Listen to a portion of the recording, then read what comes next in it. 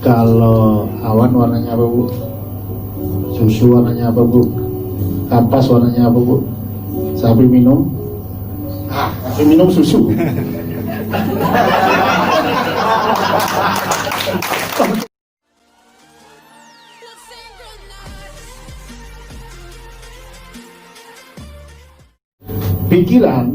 Pikiran sadar itu selalu kalah apabila dia diberikan sebuah pertanyaan yang cepat dan bertubi-tubi atau overload. Jadi paham? Kalau awan warnanya apa, Bu? Susu warnanya apa, Bu? Kapas warnanya apa, Bu? Sapi minum? Sapi minum susu.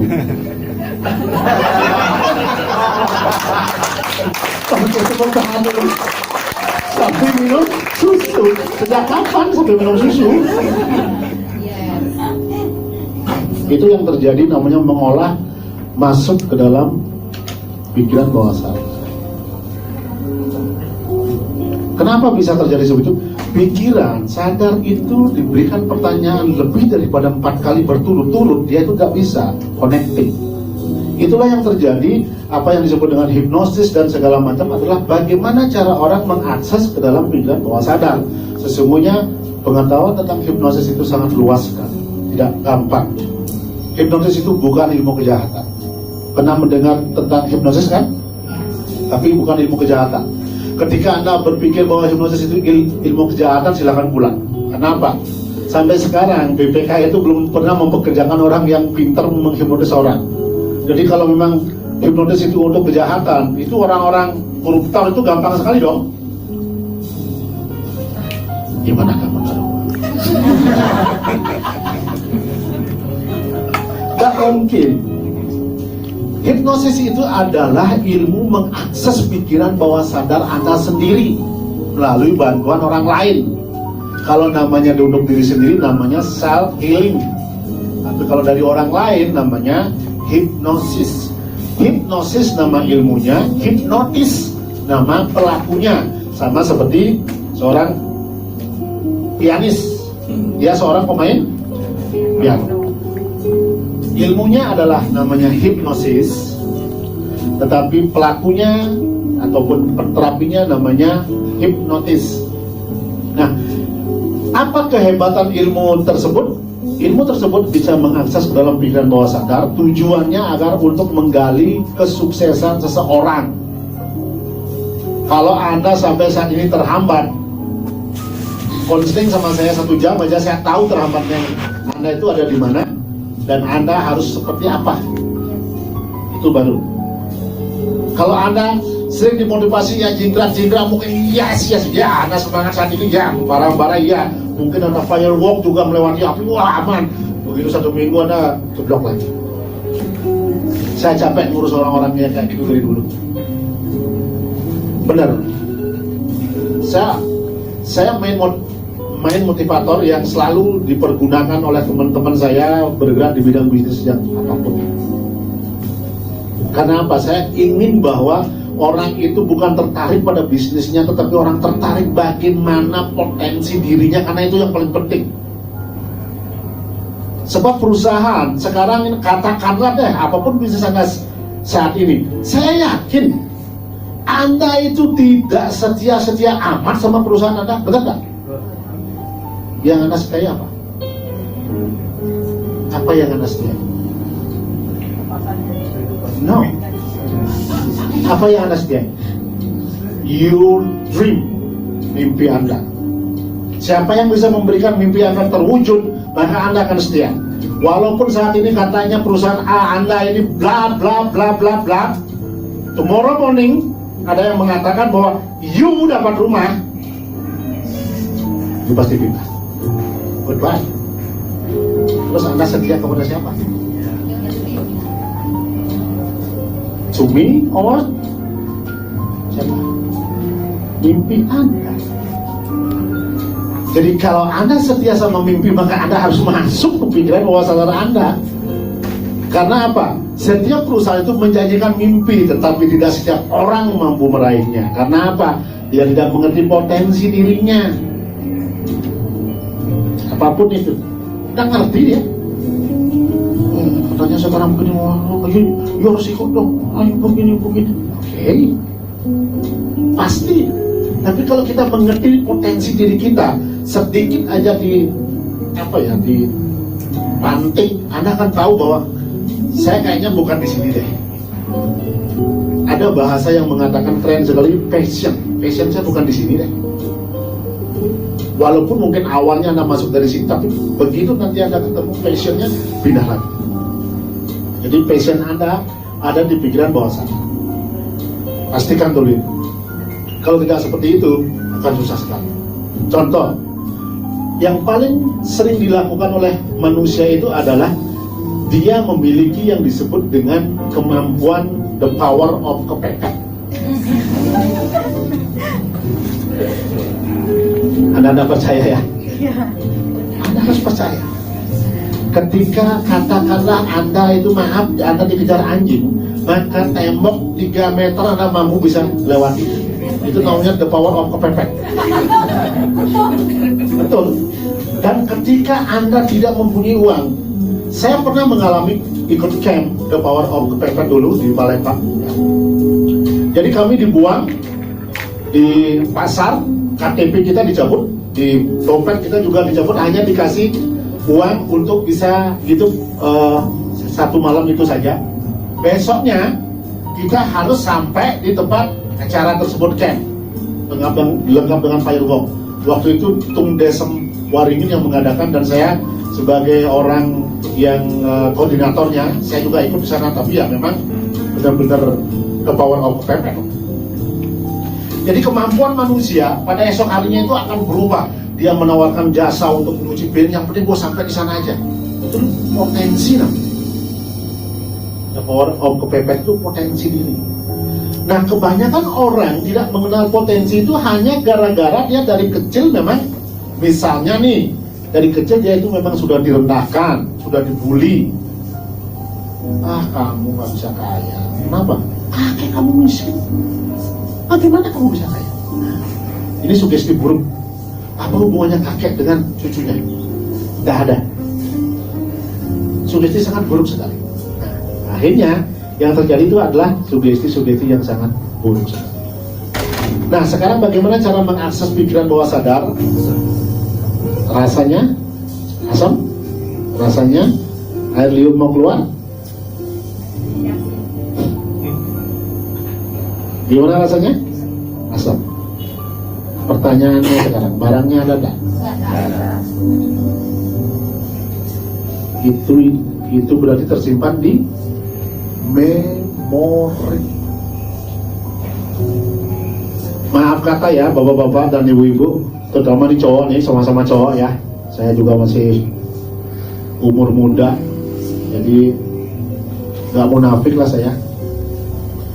Kenapa sih kalau kita lihat film rada-rada blue film begitu, si Otong itu naiknya, padahal orangnya kagak ada. Itulah alasannya kenapa saya dan Anda bisa makan ngantri, hanya gara-gara namanya. Wah keren, ngantri. Ngantri. Namanya. Kenapa? Ada di pikiran bawah sadar kita. Mungkin ayam goreng bikinan ibu Anda di rumah itu lebih bagus daripada rajanya ayam. Tapi Anda akan bangga sekali ketika makan dengan anak Anda berada di rajanya ayam. Rajanya ayam goreng. Kenapa demikian? Karena Anda benar-benar tersugesti dengan yang disebut dengan pikiran bawah sadar. Semua catatan pikiran bawah sadar. Nah, pertanyaan saya sekarang, maaf, siapa namanya? Jadi teman punya sekolah dong? Punya teman SD waktu sekolah? Punya ya? Berapa orang kira-kira? Satu orang, yang namanya siapa? Edi. Kenapa hanya Edi yang Edi ingat? Karena dia yang paling dekat. Padahal teman Anda itu banyak banget kan? Itulah alasannya kenapa memori manusia itu selalu menyimpan sesuatu hal yang sering digambarkan yang sering diajak main dan sering diajak bercanda. Padahal teman Anda satu kelas mungkin banyak sekali, tapi yang paling Anda dekat dengan Anda adalah si Edi tersebut. Inilah yang disebut dengan memori otak manusia. Memori otak manusia namanya pikiran bawah sadar atau yang disebut dengan subconscious mind dalam bahasa Inggris. Nih, hambatan psikologis seseorang untuk maju ya ini. 80% orang tidak menyadari kalau dirinya stres. Ada stres, oh Pak, saya baik-baik aja.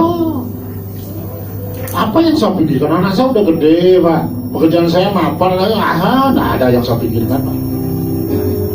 Padahal itu stres. Stres adalah tekanan pikiran. Yang kedua, 20%-nya sadar. 20% manusia itu sadar dengan sakitnya. 80% tidak sadar dengan ketika dia itu sakit pikiran. Jadi, yang ketiga yaitu insomnia, yaitu susah tidur. Ada yang susah tidur di sini? Kok Anda borong semua ya? Fobia juga iya, susah tidur juga iya. Oke. Ketakutan. Ada yang ketakutan di sini? Sebenarnya Anda itu tidak paham dengan versi ketakutan. Satu sisi mungkin Anda tidak takut hantu ya, tapi bisa saja takut sama istri, bisa saja takut sama suami, bisa takut terhadap ular dan segala macam. Atau ketakutan itu pasti dimiliki oleh manusia. Hanya saja dirinya terlalu kecil. Lalu berikutnya adalah gelisah, panik. Siapa yang itu? Siapa yang gelisah dan panik? Tidak ada. Terus GERD, insomnia, tidak ada. Hipertensi, stroke, alergi, obesitas, dan yang paling penting adalah autoimun. Autoimun ini penyakit keren. Penyakit setiap musiman, nggak ngerti musiman dia, tiba-tiba aja dia geletek, sakit. Jam 6 sore sehat lagi. Jam 12 malam geletek, sakit. Paginya sehat lagi. Autoimun. Nah itu penyakit itu semua hambatan psikologis yang ada di dalam pikiran bawah sadar kita. Jadi penting sekali Anda memahami bahwa pertemuan hari ini adalah membahas tentang bagaimana kekuatan pikiran bawah sadar bisa membuat Anda sukses dan bisa membuat Anda gagal, bahkan bisa membuat Anda sakit. Kalau Anda mengerti dengan konsep pikiran bawah sadar, maka bisnis apapun yang Anda tekuni nantinya, baik itu secara konvensional maupun perdagangan yang melalui multi level marketing ataupun mungkin online dan segala macam, maka pastikan bahwa Anda itu akan memenangkannya. Karena apa? Karena Anda itu sudah paham benar bahwa keluhan yang terjadi dalam diri Anda itu adalah yang terjadi di pikiran bawah sadar. Kegagalannya itu cuma ada di sana. Anda misalnya untuk mencari katakanlah nih, problem utamanya kan begini. Di satu sisi mungkin Anda berada di tempat yang baik ya. Terus kalau misalnya pakai dua kaki kanan udah, kaki kiri udah. Sekarang pikiran lu dong, gitu misalnya. Si elu ini nggak jalan-jalan, terpaksa kaki gue pincang dong.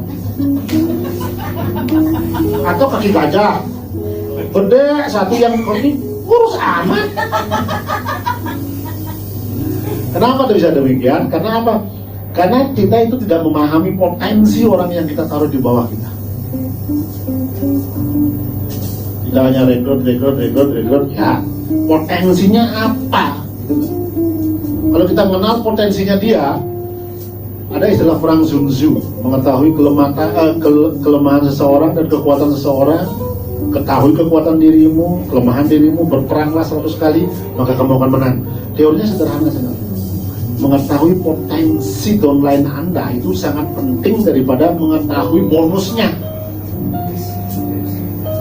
Kalau Anda bonus yang Anda pikirkan ya gue juga mau. Tapi potensi downline Anda seperti apa? Dia jangan-jangan terserang gelisah dan panik attack. Pak, saya untuk menawarkan aja belum hidup nih Pak, panas dingin gua, gimana Anda? Nah, ada yang begitu nggak kira-kira? Iya. Nah, ini namanya self hypno healing. Jadi self hypno ini Anda bisa gunakan untuk mengobati keluhan diri Anda sendiri maupun Anda mengetahui daripada potensi-potensi orang lain. Ini namanya self hypno. Jadi menghipno diri Anda sendiri. Jadi